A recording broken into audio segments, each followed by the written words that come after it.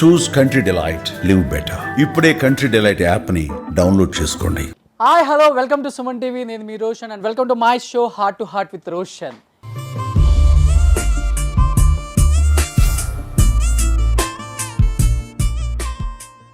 ఈరోజు మన షోకి రాబోయే గెస్ట్ గురించి చెప్పాలి అంటే 1990s సిల్వర్ స్క్రీన్ మీద చూసిన ఆ తారని ఇప్పటికి కూడా ఎవరు మర్చిపోలేదన్నమాట. పెద్ద తెర అని లేదు, చిన్న తెర అని లేదు, ఆ తెర నుంచి ఈ తెర వరకు కూడా అందరు ప్రేక్షకుల్ని తన మనసులోనే దాచిపెట్టుకున్న the one and only evergreen actress. మాటల రూపంలో కన్నా కూడా పాటల రూపంలో ఆమెను ఇక్కడికి పిలిచేద్దాం మరి. యా ప్లీజ్ వెల్కమ్ యమున గారు.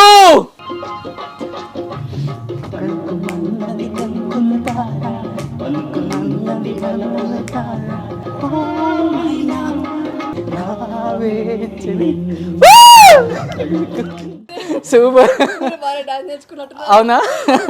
Please welcome. ఈరోజు మీ హార్ట్ సీట్ అది.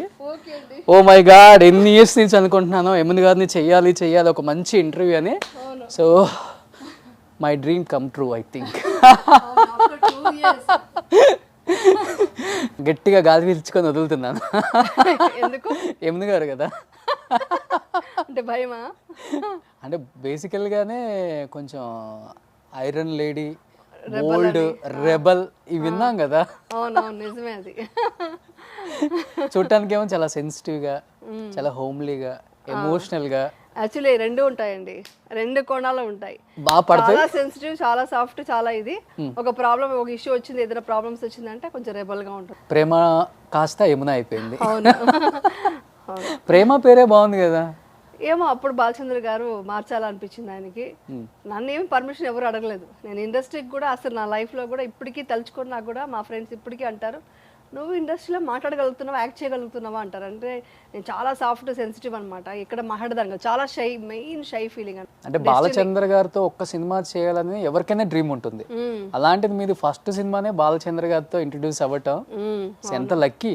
అవును, అప్పుడు తెలియదు నాకు, లక్కీ తర్వాత తెలిసింది. అప్పుడైతే నాకు అస్సలు ఇష్టం లేదు చెప్పడానికి. లొకేషన్కి వెళ్ళి అనుకోకుండా అంటారు కదా, ఒక డెస్టినీ మాత్రం ఎవరు మార్చలేరని ఇప్పటికే నాకు అర్థం అనిపిస్తుంది.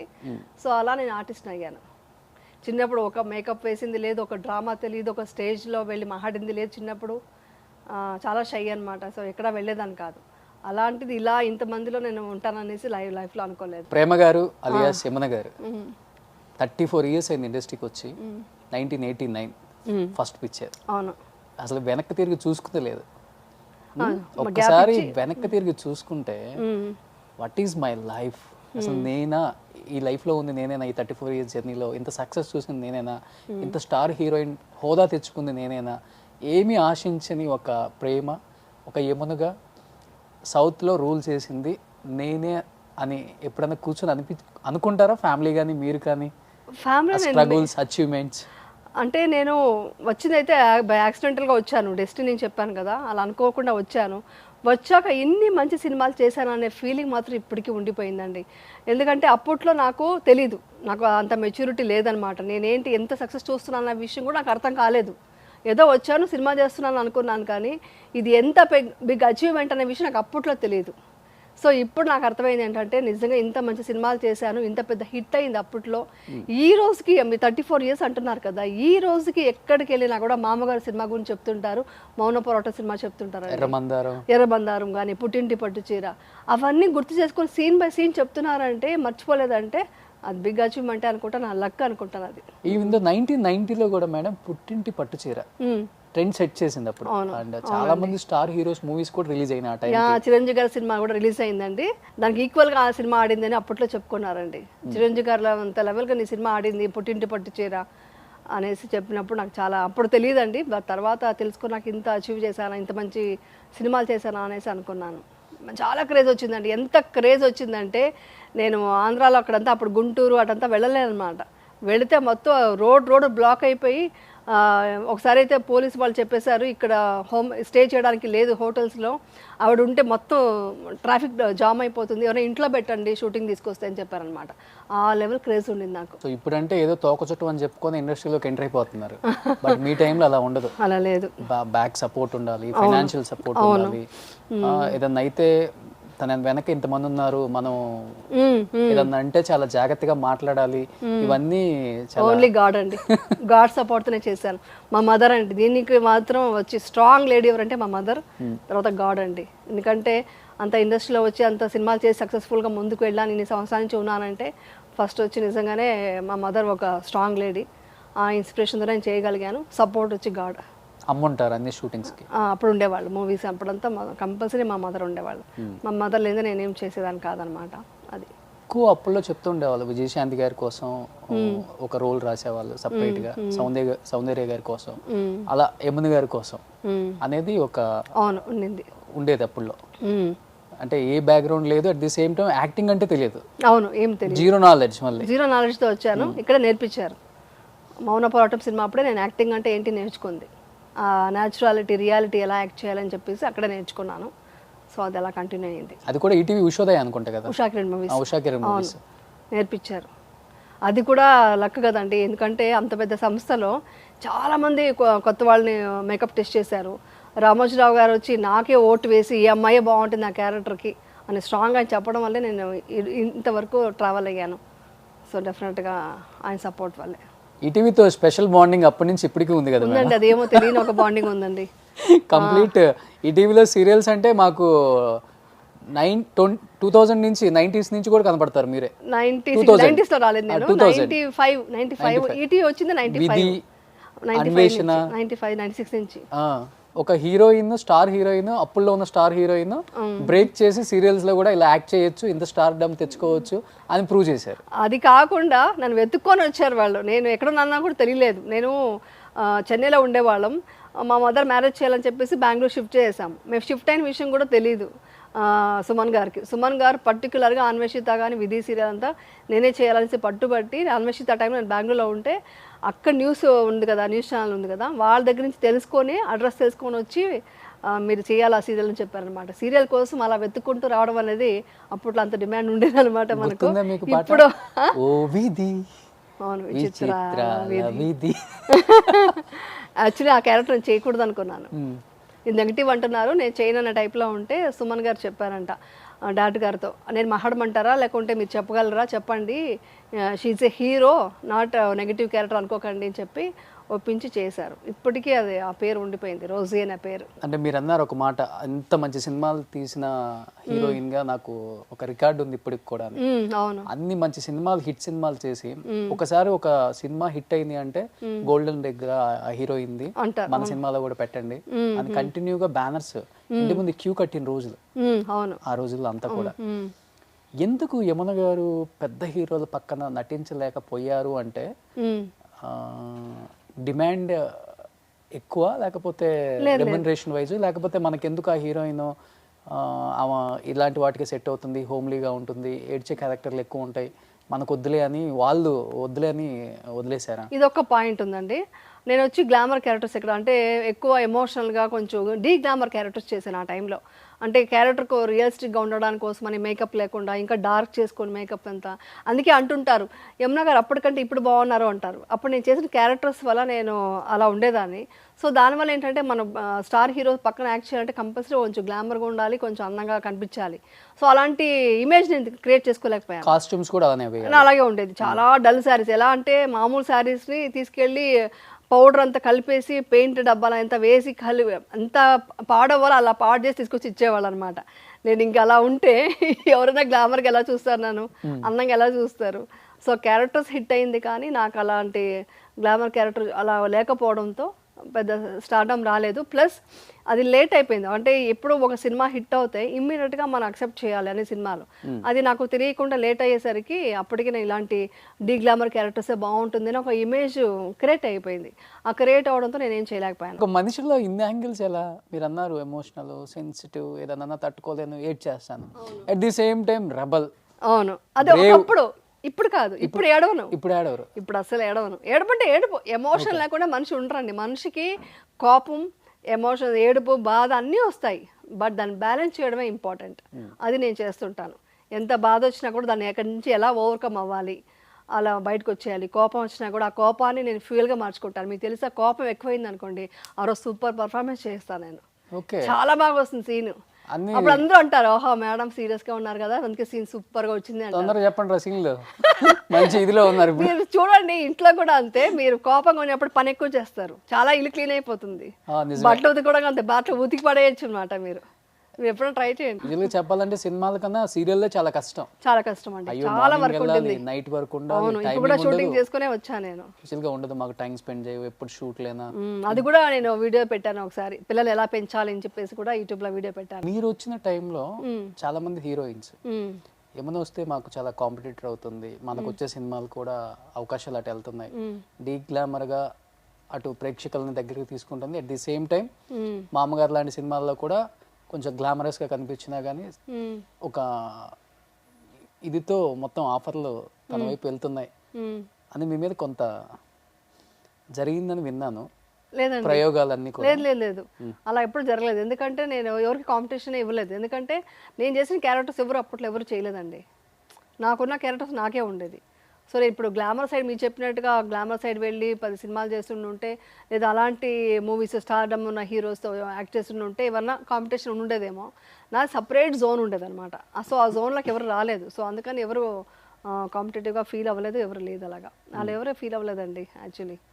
అప్పుడప్పుడే అందరూ తక్కువ కొత్త కొత్త వాళ్ళు వస్తున్నారు అప్పుడే అనమాట, అప్పుడే స్టార్ట్ అయ్యింది. సో ఎవరికి ఆ ఫీలింగ్ లేదు. సో దాసరి నారాయణరావు గారి సినిమాల్లో యమున గారు ఎప్పుడు ఉంటారు.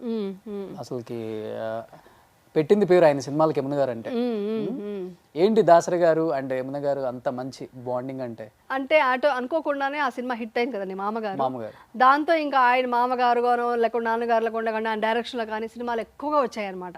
ఇప్పుడు ఇండస్ట్రీ ఎలా అంటే ఒక ప్యాటర్న్లో ఒక సినిమా చేసామంటే అవే వస్తాయన్నమాట ఇంకా అన్ని. సో ఇప్పుడు నాగమ్మ చేశాను, తర్వాత అన్ని స్నేక్ సబ్జెక్ట్లే వచ్చాయన్నమాట. సో అలాగా ఆయనతో ఎప్పుడైతే ఆ సినిమా పెద్ద హిట్ కదా మామగారు, దాంతో ఇంకా అందరూ అయ్యో దాసరి గారు కాంబినేషన్లో బాగుంటుంది యమున గారు అయితే బాగుంటారు అనేసి అలా చేయడం జరిగింది. సో అదనమాట. బట్ ఈ కాంపౌండ్ ఆ కాంపౌండ్ అని ఉండదు అప్పుడు. అలా ఏం లేదండి, ఏదైనా ఒకటే. అలాంటి కాంపౌండ్స్ అన్న ఫీలింగ్ ఎప్పుడూ లేదు అసలు. అది ఇప్పుడు వచ్చింది. అవునా, అది కూడా తెలియదు నాకు. ఇప్పుడు ఇండస్ట్రీ ఎలా ఉందో కూడా తెలియదండి, అస్సలు తెలియదు. టాక్సీ వాళ్ళు ఒక్కటే చేశాను ఆ సినిమాలో, అంతేగాని ఇంకా నాకు తెలియదు ఎలా ఉంటుంది అనేసి కాంపిటీషన్. మీరు టాక్సీ వాళ్ళ చేసిన తర్వాత ఆల్మోస్ట్ ఇంకా మూవీస్ కంటిన్యూగా చేస్తారని ఎక్స్పెక్టేషన్ పెట్టుకున్నారు కొంతమంది. అవును, అండ్ కొంతమంది మిమ్మల్ని కాంటాక్ట్ అయితే ఆల్రెడీ సీరియల్స్ చేస్తున్నారు కదా, షెడ్యూల్ బిజీగా ఉంటుంది, షెడ్యూల్ డేట్స్ ఇవ్వగలరా లేదా అని చెప్పేసి కొంతమంది కాల్ చేయడం కూడా ఇప్పుడు ఆపేసారు. అవునండి. ఏంటి అంటే సీరియల్స్ చేస్తే మూవీస్ చేయకూడదని అంటే షెడ్యూల్ మీకు సెట్ అవుదా? యాక్చువల్లీ టాక్సీ వాళ్ళకు కూడా నాకు డేట్స్ లేవు. డైరెక్టర్ గారు పట్టుబట్టి వాళ్ళు ప్రొడక్షన్ సైడ్ నుంచి కూడా పట్టుబట్టి మీరే ఆ క్యారెక్టర్ బాగుంటారంటే వాళ్ళు నైట్ షూటింగ్ చేసాము. ఈవినింగ్ వరకు షూటింగ్ సీరియల్ చేయడం, ఈవినింగ్ వెళ్ళి నైట్ షూటింగ్ 1 o'clock వరకు చేయడం, మళ్ళీ మార్నింగ్ వెళ్ళి మళ్ళీ సీరియల్ చేయడం, అలా చేశాను. 1 day మాత్రమే నేను ఫుల్ ప్రెజెడ్గా చేశాను అనమాట టాక్సీ వాళ్ళ. అలా అందరూ కోఆపరేట్ చేయరు కదండి. ఇప్పుడు నేను అలాగనుకో నేను ఇప్పుడు సినిమా కోసం సీరియల్ వదులుకోవాలనుకోండి, నాకు ఇప్పుడున్న ఒక ఇది ఉంది కదా, ఇంట్రెస్ట్ ఉంది కదా, నాకు సీరియల్స్ యాక్ట్ చేసినప్పుడు చాలా ఇంట్రెస్టింగ్గా ఉంటుంది, మెయిన్ నాదే కీ రోల్ ఉంటుంది. సో అలా ఉండేటప్పుడు ఇది వదులుకొని ఇప్పుడు సినిమా కోసం వెళ్ళడం ఎందుకని నేను కూడా సీరియల్స్లో కంటిన్యూ అవుతున్నాను. నాకు వెరీ కంఫర్టబుల్ ఇన్ సీరియల్స్. ఇప్పుడు ఒకే చోటు ఉంటుంది, ఒక ఫ్యామిలీలా కలిసిపోతాము. సో సరదాగా షూటింగ్ జరుగుతుంది, చూద్దాం ఫ్యూచర్లో. బట్ ఇప్పుడున్న హీరోస్తో అమ్మ రోల్ అయితే మీరు ఓకేనా, లేకపోతే అక్క ఇలాంటివి ఓకేనా? లేదండి, అమ్మాయి నాకు ఓకే. నేను అసలు ఎప్పుడో 20 years ముందే గ్రానీ క్యారెక్టర్ చేశానండి సీరియల్లో. నాకు అలాంటి ఫీలింగ్ లేదు. ఏ క్యారెక్టర్ ఇచ్చినా నేను దాన్ని కరెక్ట్గా నాకు సూట్ అయిందని చేసుకోవడమే కానీ అమ్మ ఇలా చేయకూడదు అలాంతా ఏం ఎప్పుడో ఫీలింగ్ లేదు. చిరంజీవి గారితో చేస్తారా అమ్మగారు? చిరంజీవి గారితో సూట్ అవుతుంది అనుకుంటాను, మోస్ట్లీ వాళ్ళే తీసుకోరు. నేను ఏ క్యారెక్టర్ చేస్తాను కదా, అమ్మమ్మగా చేయమంటారా చేస్తాను. అంటే మీరు కొంచెం సన్నగా అయ్యారు కదా మరి. అంటే ఇప్పుడు అంత అమ్మలు అందరూ కూడా బాగా స్టైలిష్ అమ్మలే కదా. అవును అదేం ప్రాబ్లం. అప్పుడు పోయి పాత రోజుల్లో బయట ఏంట్రా అదంతా ఏం లేదు. ఇప్పుడు ఎంత అందంగా ఉంటే అంత అందమైన అమ్మ. అవును, హీరో కన్నా అందంగా ఉండాలి అమ్మ కూడా. అవును.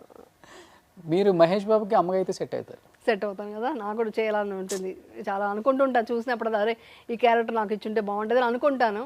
వాళ్ళకి ఎవరికి థాట్ రాలేదు, నాకు ఇక్కడ బిజీ కాబట్టి నా మైండ్లో కూడా ఏమీ రాలేదు. బట్ నాకు మూవీస్ మిస్ అయ్యిందని ఫీలింగ్ ఉంది.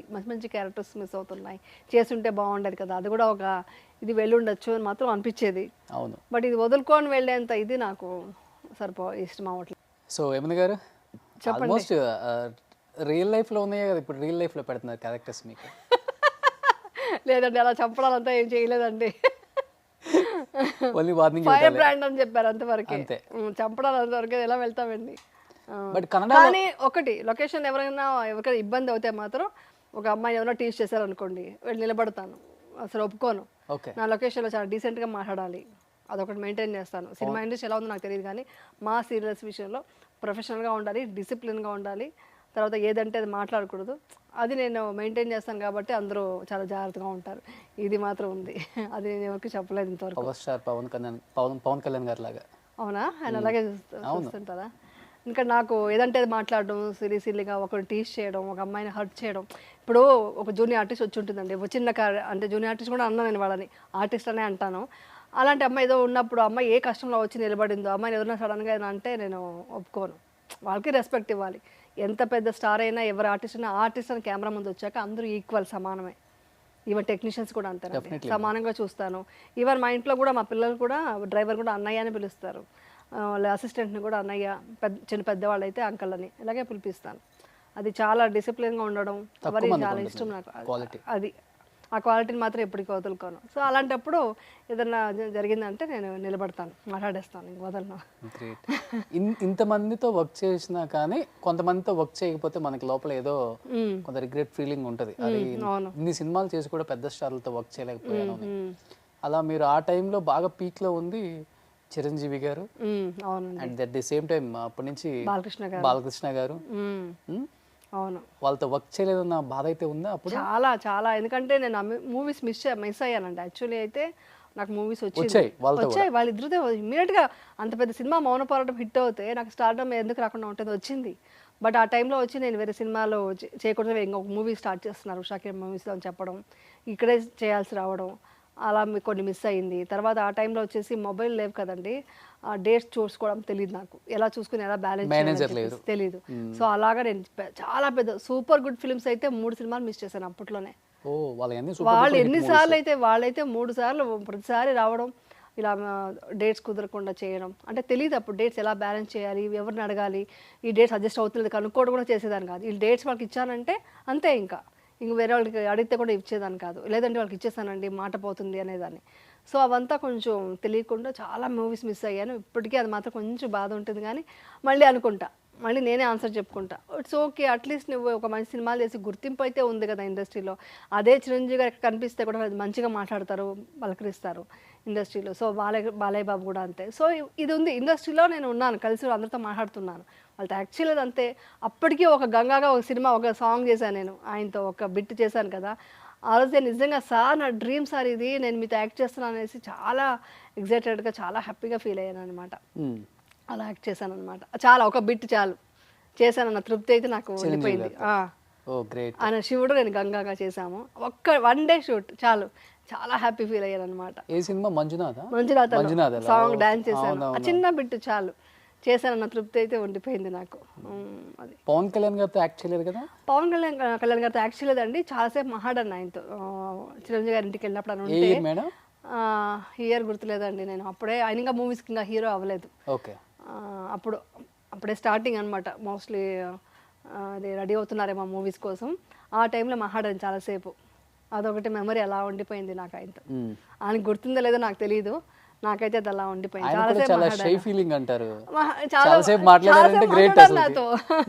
చాలాసేపు అంటే చిరంజీవి గారు బయటకు వెళ్ళారు, ఏదో గుడికి వెళ్ళినట్టున్నారు, న్యూ ఇయర్ అనమాట, కలవడానికి వెళ్ళాను అనమాట, విషెస్ చెప్దామనేసి. ఇంటికి వెళ్తే అప్పుడు సార్ ఉన్నారు, ఉండి చాలాసేపు మాట్లాడారు, ఆల్మోస్ట్ హాఫ్ అన్ అవర్ పైన మాట్లాడారండి ఆయనతో. మాట్లాడిన తర్వాత సార్ వచ్చారు, ఈయన వెళ్ళిపోయారు. మా సార్ స్వీట్స్ అంతా ఇచ్చేసి, ఆయన స్వీట్స్ ఇచ్చారు చిరంజీవి గారు, విషెస్ చెప్పేసి ఇంటికి వచ్చేసాను అనమాట. మేడం అప్పుడు హాఫ్ అన్ అవర్ మాట్లాడారు పవన్ కళ్యాణ్ గారు. ఈ రోజు ఇండస్ట్రీని శాసిస్తున్నారు, అంటే రూల్ చేస్తున్నారు అనుకోవచ్చు. చాలా మంచిగా మాట్లాడారు, పొలిటికల్ గా కూడా రూల్ చేయడానికి తన కష్టం పడుతున్నారు. ఏమనిపించింది ఆ గ్రాఫ్ అలా చూసినప్పుడు? అప్పుడు పవన్ కళ్యాణ్ గారితో మాట్లాడిన ఆ వ్యక్తిత్వం అదంతా ఇప్పుడు కనిపిస్తుంది. ఇప్పటికీ ఉందండి అదే ఇది నాకు అనిపిస్తుంది. కొంచెం పవర్ఫుల్ గా ఉంటుంది ఇప్పుడు, అప్పుడు చాలా సాఫ్ట్గా మాట్లాడ అంటే మోస్ట్లీ నాకు తెలియలేదేమో పవర్, అప్పుడు పవర్ స్టార్ అయినా. బట్ ఇప్పుడు చూస్తుంటే అదే ఆ రెస్పెక్ట్ ఇది ఎప్పుడు ఎక్కడా పోలేదు, అదే ఇది ఉందన్నమాట, కనిపిస్తుంది నాకు ఇప్పటికీ. అనుకుంటున్నారా రానున్న రోజుల్లో చీఫ్ మినిస్టర్ అని చాలా మంది చెప్తున్నారు, మీరు ఎక్స్పెక్ట్ చేస్తున్నారు? నేను రాజకీయాల గురించి మాట్లాడినాను నిజంగా, నేను ఎలా ఉన్నా కూడా అందరూ బాగుండాలి మాత్రం కోరుకుంటాను. ఎవరు వచ్చినా ఎవరు ఏం చేసినా కూడా సమాజానికి మంచిది అవుతే చాలా మంచిదే కదండి, అది మాత్రం చెప్పగలను అంతే. అందరూ బాగుండాలి, అందులో నేను ఉండాలి. 100% ఎప్పుడూ అదే కోరుకుంటా నేను. బట్ మీ వ్యక్తిత్వాన్ని బాగా ఇష్టపడతారు మేడం అందరూ. అవునండి. చాలా సింప్లిసిటీ. అయ్యో మెయింటైన్ చేయడం చాలా కష్టం. అప్పుడున్న సీరియల్స్లో చాలా ఇష్టపడతాను. ఆర్టిస్టులు అయితే నేను ఓన్ చేసుకుంటా వాళ్ళని ఇంకా అంతే. ఈవెన్ మూవీస్ అప్పుడు కూడా అండి, మూవీస్ అప్పుడు ఉన్నప్పుడు కూడా చాలామంది రాఘవేంద్ర గారు కానీ అందరూ చాలా ఆయనతో సీరియల్ కానీ మంజులతో చేసినప్పుడు కూడా చాలా ఇష్టపడతారు. నేను మాట్లాడే పద్ధతి కానీ ఇది కానీ సరదాగా ఉంటాను, నవ్వుతూ ఉంటాను. ఇండస్ట్రీలో అప్పుడు పెద్దలు కూడా చాలా రెస్పెక్ట్ ఇచ్చేవాళ్ళు నాకు. అది ఉండదు, ఇప్పటికీ ఉంది అది. ఇప్పుడు ఎవరు కనిపించినా కూడా మాట్లాడతారు నాతో, అదే రెస్పెక్ట్తో చూస్తారు, అదే ఇదిగా మాట్లాడతారు. అందుకనే నేను యాక్చువల్లీ అలా మాట్లాడడం వల్లే రామోజీరావు గారు నచ్చారేమో. ఎందుకంటే ఆయన ఎదురుగా నిలబడి, నాకు ఆయన ఇంత పెద్ద గొప్ప లెజెండరీ అని తెలియదండి, రామోజీరావు గారి ముందు నిలబడి మాట్లాడాను నేను. మాట్లాడుతుంటే ఆయన వాళ్ళు అందరూ టెన్షన్ అనమాట, ఈ అమ్మాయి ముందే ఏం మాట్లాడుతుందో తెలియదు, ఏం మాట్లాడేస్తుందో అని భయపడ్డారంట.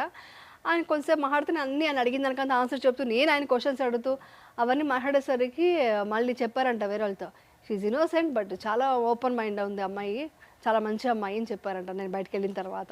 ఓకే, ఒక టాప్లో ఉన్న ఒక మంచి హీరోయిన్, మీకోసం కథలు రాసిన హిట్ చేసిన మూవీస్ అవన్నీ, అలాంటి ఒక హీరోయిన్, ఒక ట్రెండ్ సెట్ చేసిన హీరోయిన్, ఇలా బుల్లితెర మీదకి వచ్చి యాక్ట్ చేసిన హీరోయిన్స్, ఇంత టాప్ హీరోయిన్ ఎవరు లేరు. You are the only one. అప్పటి నుంచి ఇప్పటికి చూసుకుంటే నేను చెప్పేది, ఈ రోజుల్లో యాక్ట్ చేసే వాళ్ళు చాలా మంది ఉండొచ్చు, ప్రభ గారు ఇలాంటి వాళ్ళు ఉండొచ్చు, బట్ మీరు అప్పుల్లోనే విధి అన్వేషణ చేసి పెద్దది అంత హిట్ చేసిన మూవీస్ కన్నా పెద్ద హిట్ అవి. అవునండి, రాధికా గారు చేస్తున్నా చెన్నై రాడాన్ మీడియా అక్కడ, ఇప్పుడు ఇక్కడ నాకు అంత పేరు వచ్చింది అక్కడ. అవును, నిజం, మీ ఇద్దరే నిజం. అంటే ఆల్మోస్ట్ కొంచెం సౌందర్య గారిలా కూడా ఉంటారు, కొంచెం లుక్. ఇద్దరు కన్నడ వాళ్ళే కదా? అవును. అంటే నేను కన్నడ కాదండి, మా మదర్ టంగ్ తెలుగు. తెలుగు ఎక్కడ మేడం? ప్రాపర్ చిత్తూరులో ఏమంటారు, మా మదర్ వాళ్ళు కూడా చిన్నప్పుడు చిత్తూరే, వేరే విలేజ్ అనమాట. మా హస్బెండ్ వచ్చి అరగొండ పక్కన కొండరాస్ కలవ అనేసి. ఆయన తెలుగు? అయినా తెలుగు. ఓకే, అందరూ తెలుగే, మేము కూడా తెలుగే. నాన్నది ఒక్కటి, నాన్న కూడా అందరూ తెలుగేనండి, సెటిల్ ఇన్ బెంగళూరు అంతే. సెటిల్ బట్ మా భాష వేరేలా ఉండేదిలేండి, అది వింటే మీరు పారిపోతారు. స్టార్టింగ్లో మూవీ ఇండస్ట్రీకి వచ్చినప్పుడు చిత్తూరు భాష బెంగళూరు భాష కలిసిపోయి తెలుగు ఉండేదన్నమాట. ఇప్పుడు ఇండస్ట్రీకి వచ్చాక మా తెలుగు నేర్చుకున్నాను క్లియర్గా. ఓకే, ఈ భాష నేర్చుకున్నాను. కానీ ఆ భాషే బాగుంటుంది కదా, చిత్తూరు భలే ఉంటుంది. మా విలేజ్కి వెళ్తే ఇప్పటికీ నాకు షూటింగ్ నుంచి ఫోన్లు వస్తుంటాయి, మా మరిది గారు అంతా మాట్లాడుతుంటారు, ఏం వదిరా ఏం చేస్తా ఉన్నావు, బాగున్నారా, ఏం చేస్తా ఉన్నావు, ఏం తిన్నావు, అలా వస్తుంది భాష. చాలా ఇంట్రెస్టింగ్ గా ఉంటుంది. ఎంతమంది మేడం మీరు మొత్తం సిబ్లింగ్స్? మేము ముగ్గురం అండి. మీరు? మా సిస్టర్స్ పెద్దవాళ్ళు. ఇద్దరు పెద్దవాళ్ళు, ముగ్గురు అమ్మాయిలు? ముగ్గురం అబ్బాయినే మేము. అక్క ఎవరైనా ఉన్నారా ఇండస్ట్రీ? ఇండస్ట్రీ ఎవరు లేరండి. సో డైరెక్టర్స్ హీరోయిన్ అని పిలిచేది ఎవరు ఎప్పుడు ఎక్కువ మిమ్మల్ని? ఈ అమ్మాయి డైరెక్టర్స్ హీరోయిన్ రా ఇప్పటికి ఇండస్ట్రీలో? ఇప్పటికీ కూడా అంటారా? అంటే మీరు అడిగేది డైరెక్టర్స్ హీరోయిన్ అంటే డైరెక్టర్ చాయిస్. ఈ అమ్మాయి అంటే ఒకటి ఉంటుంది కదా, డైరెక్టర్స్ హీరో అంటారు, డైరెక్టర్స్ హీరోయిన్. ఈ అమ్మాయి అంత చూజీగా ఉంటుంది, అంత చూజీగా చేయగలదు అన్ని, ఏ క్యారెక్టర్. ఇప్పటికేనండి ప్రతి డైరెక్టర్స్కి ప్రతి ఒక్కరికి నేనంటే ఇష్టం. ఎందుకంటే వాళ్ళు చెప్పే క్యారెక్టర్ అర్థం చేసుకుని నేను చేస్తుంటాను కదా, సో ప్రతి డైరెక్టర్కి నేనంటే ఇష్టం.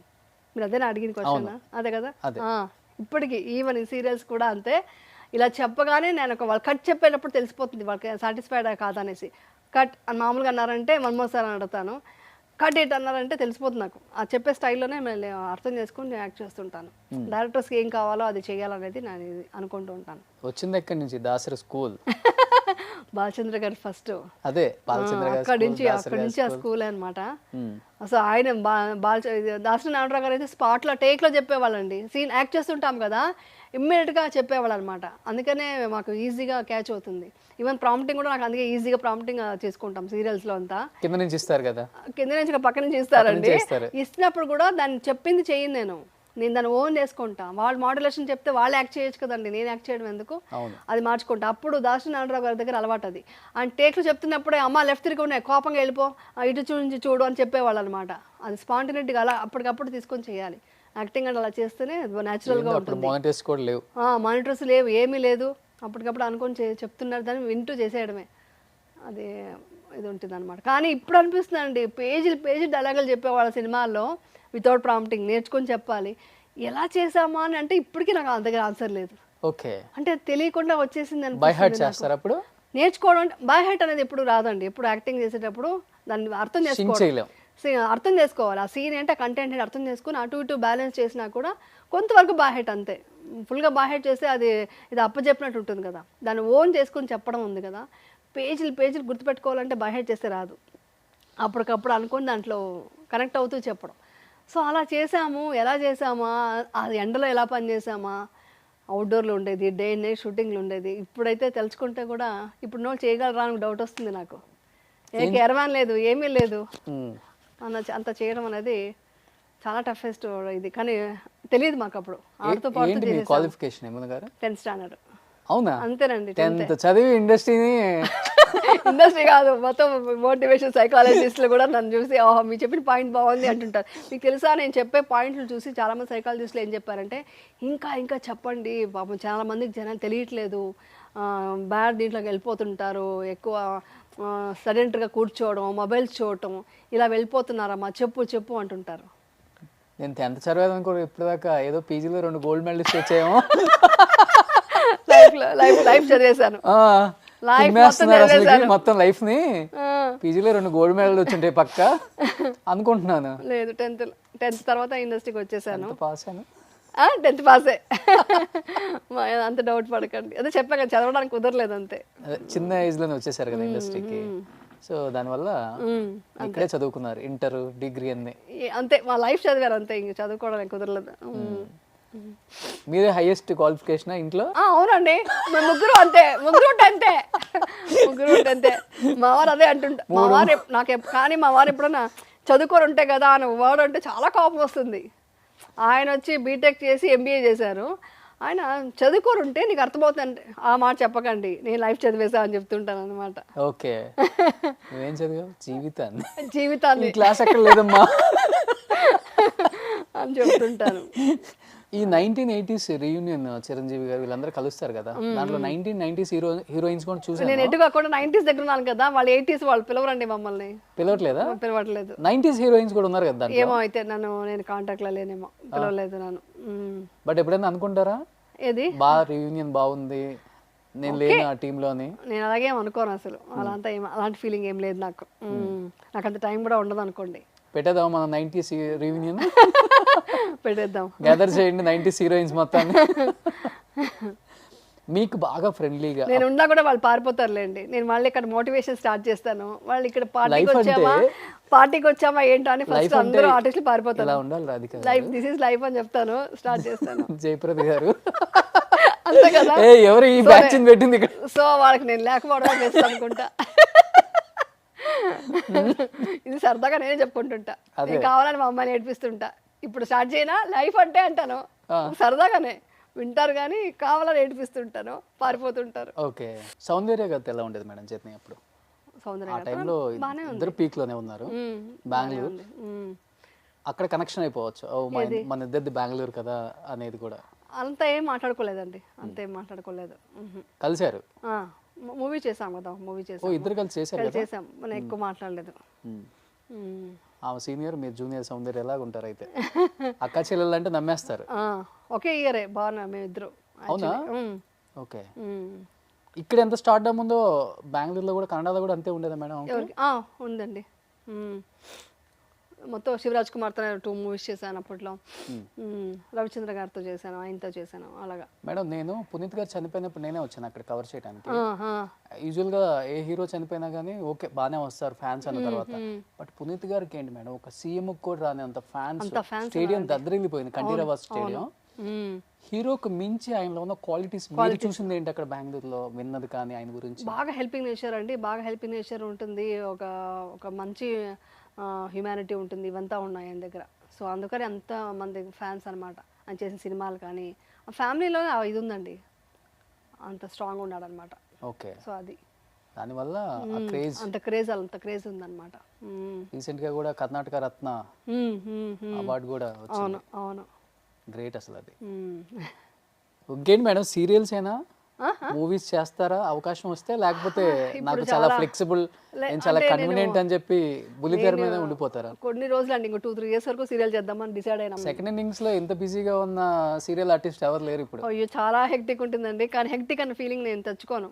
ఇష్టం కాబట్టి ప్యాషన్ కాబట్టి చేస్తాను. కానీ ఒక్కొక్క రోజు అయితే అమ్మా ఈరోజు షూటింగ్ క్యాన్సిల్ అని చెప్తే చాలు రిలాక్స్గా ఇంకెక్కడ బయటకు వెళ్ళడం ఇష్టం ఉండదు నాకు. రిలాక్స్గా పడుకొని ప్రశాంతంగా ఏ మెడిటేషన్ చేసుకొని ఏ టీవీ ఫోన్ అంతా స్విచ్ ఆఫ్ చేసేసి పక్కన అలా పెట్టుకొని ఉందామనిపిస్తుంటుంది. కానీ అంత టైం ఇవ్వరు. మళ్ళీ మేడం డేట్స్ కావాలి సెకండ్ ఇన్నింగ్స్ లో ఫ్యామిలీని బాగా మిస్ అవుతున్నారు మీరు.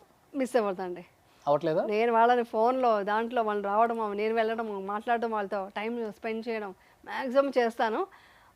కోవిడ్ టైంలో మాత్రం మాకు బెస్ట్ టైం. అందరం కలిసి మంచిగా వంట చేసుకొని ఒకరొకరు తినిపించుకుంటూ ఆ షేరింగ్ అయితే బాగా జరిగింది.